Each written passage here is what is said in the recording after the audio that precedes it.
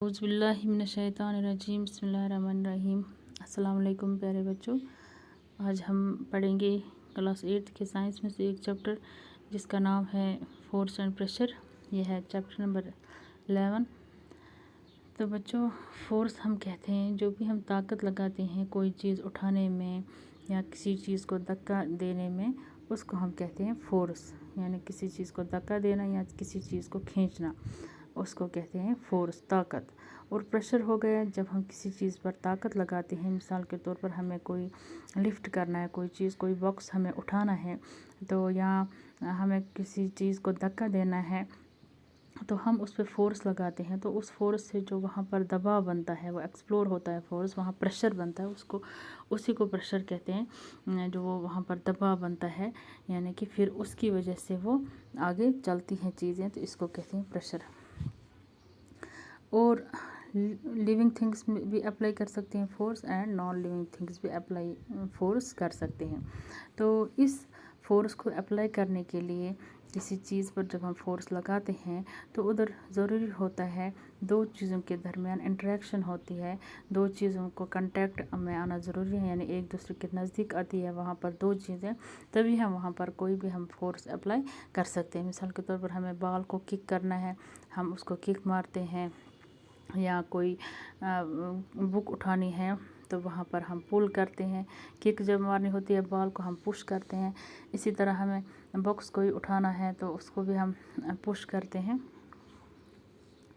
तो एक्सप्लोर कैसे करते हैं फोर्स को? जब हम किसी चीज़ पर फोर्स लगाते हैं तो उसका जो टोटल स्ट्रेंथ, टोटल फोर्स होता है जो हम लगाते हैं किसी चीज़ पर, मिसाल के तौर पर दो आदमी हैं तो वो लगाते हैं फोर्स किसी चीज़ को उठाने में, तो दोनों का अगर हम देखेंगे 5 है फोर्स, जो मेजरमेंट है इसका 5 न्यूटन, ये मेजर किया जाता है न्यूटन में।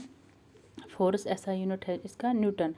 तो अगर एक आदमी का भी 5 न्यूटन है, दूसरा आदमी का भी 5 न्यूटन है, तो हम बोलेंगे कि टोटल फोर्स इस पर लग गया 10। तो इसको कहते हैं मैग्नीट्यूड ऑफ फोर्स, यानी कि नेट फोर्स कितना लगाया किसी चीज़ पर, चाहे उठाने में या धक्का देने में कितना फोर्स लग गया। तो ये फोर्स जो है ये हम लगा सकते हैं किसी भी चीज़ पर सेम डायरेक्शन में भी और अपोजिट डायरेक्शन में।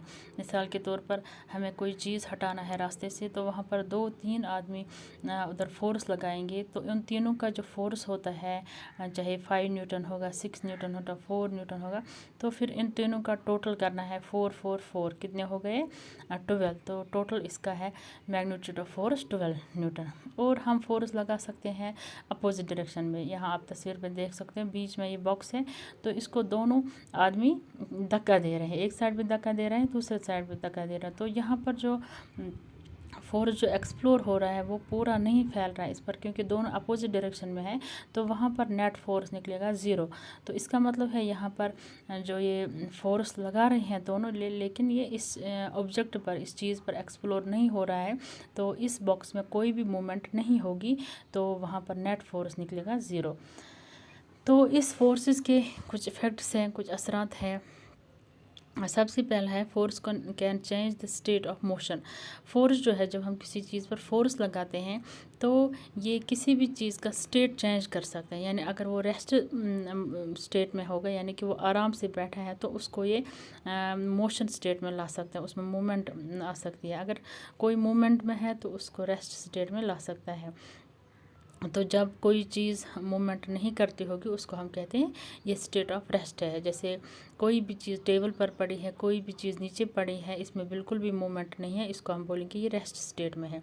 और जब कोई चीज़ चलती होगी, मूवमेंट में होगी, उसको कहेंगे कि ये स्टेट ऑफ मोशन में है। फॉर एग्ज़ाम्पल कार चलती है सड़क पे, या बस चलती है, साइकिल चलता है, या इंसान कोई चलता है, तो इसको हम बोलेंगे कि ये किस में है, स्टेट ऑफ मोशन में। تو فورس جو ہے یہ ان کی جو اسٹیٹ ہے وہ چینج کر سکتا ہے.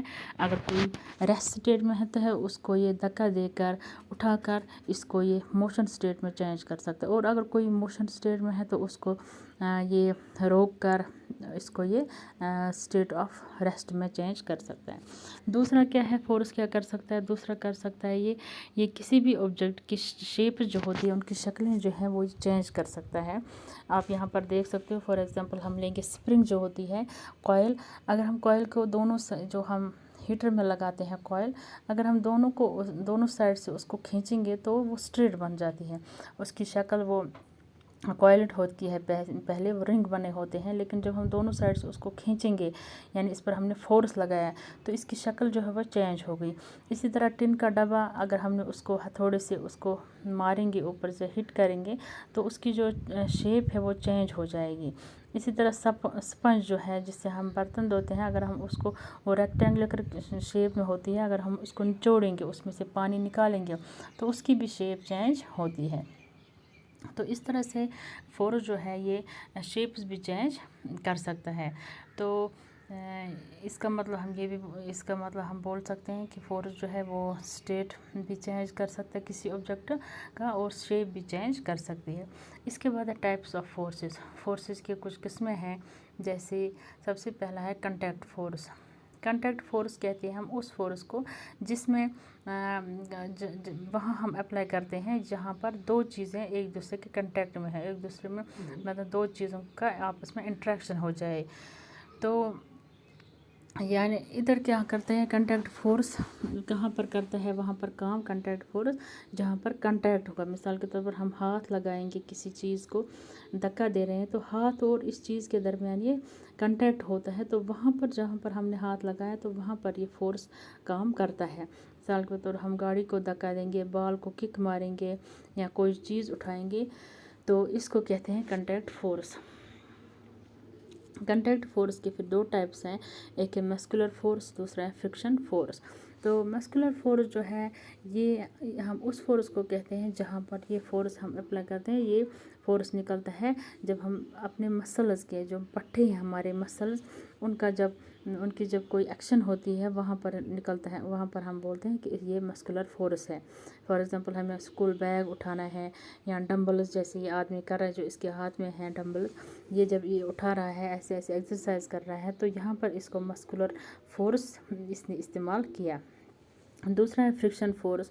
فرکشن فورس بھی دو چیزوں کے درمیان ہوتا ہے، وہاں پر یہ فرکشن فورسز آف فرکشن ہوتی ہے، اور یہ ہمیشہ جو موونگ آبجیکٹس ہوتے ہیں وہاں پر ہی یہ ہوتا ہے فورس آف فرکشن. یہ جو ریسٹ اسٹیٹ میں ہوگا کوئی بھی چیز وہاں پر فورس آف فرکشن نہیں ہوتا ہے، وہاں پر فورس آف فرکشن اپلائی نہیں ہوتا ہے. اور ہمیشہ جو یہ فورس آف فرکشن ہے یہ ہمیشہ اپوزٹ ہوتا ہے اس چیز کے، مطلب جو اس کا جو موشن ہے اس کی اپوزٹ ڈائریکشن ہوتی ہے. اگر اس کے دوسرے سائڈ جو ہوتی ہے چیز وہاں پر ہی فورس آف فرکشن اپلائی کیا جاتا ہے.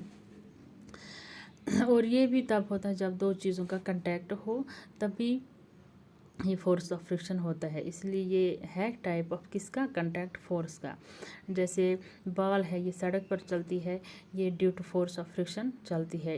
ادھر فرکشن ہوتی ہے سڑک اور بال کے درمیان، تبھی یہاں پر یہ بال چل پاتی ہے اور پھر آہستہ آہستہ یہ رک بھی جاتی ہے، کیونکہ جو یہ فرکشن ہوتی ہے یہ بال اور گراؤنڈ کے درمیان جو ہوتا ہے، یہ فرکشن کی وجہ سے پھر یہ پہلے چلتی ہے اور آہستہ آہستہ پھر رک جاتی ہیں. تو اس کے بعد ہے بچوں naan contacting forces. Naan contacting forces کہتے ہیں اس فورس کو جہاں پر کوئی بھی دو چیزوں کا انٹریکشن نہ ہو، دو چیزوں کا بالکل بھی کنٹیکٹ نہ ہو، وہاں پر ہم اس کو کہتے ہیں، وہاں پر جو فورس اپلائی ہوتا ہے اس کو کہتے ہیں نان کنٹیکٹ فورس. مثال کے طور پر جو میگنیٹ ہے، آپ نے دیکھا ہوگا میگنیٹ جب ہم دور سے ہی اس کو نزدیک رکھیں گے، تھوڑا کیل رکھیں گے لیکن پورا کنٹیکٹ میں نہیں لائیں گے تو وہاں پر وہ ہلتا ہے، اس میں مومنٹ ہوتی ہے، تو اس کو کہتے ہیں نان کنٹیکٹ فورس. اس نان کنٹیکٹ فورس میں آتے ہیں magnetic force, electrostatic force and gravitational force. اس کی ایگزامپلز ہے کچھ، جیسے میگنیٹک فورس میں کیا ہوتا ہے، یہ بالکل بھی اگر ہم دو میگنیٹوں کو ایک دوسرے کے نزدیک رکھیں گے، مطلب پورا کنٹیکٹ میں نہیں، بالکل نزدیک نہیں، تھوڑی سی گیپ رکھیں گے بیچ میں، تو تو وہاں پر فورس اپلائی ہوتا ہے، لیکن بالکل بھی یہ دونوں ایک دوسرے کے کنٹیکٹ میں نہیں آتے ہیں.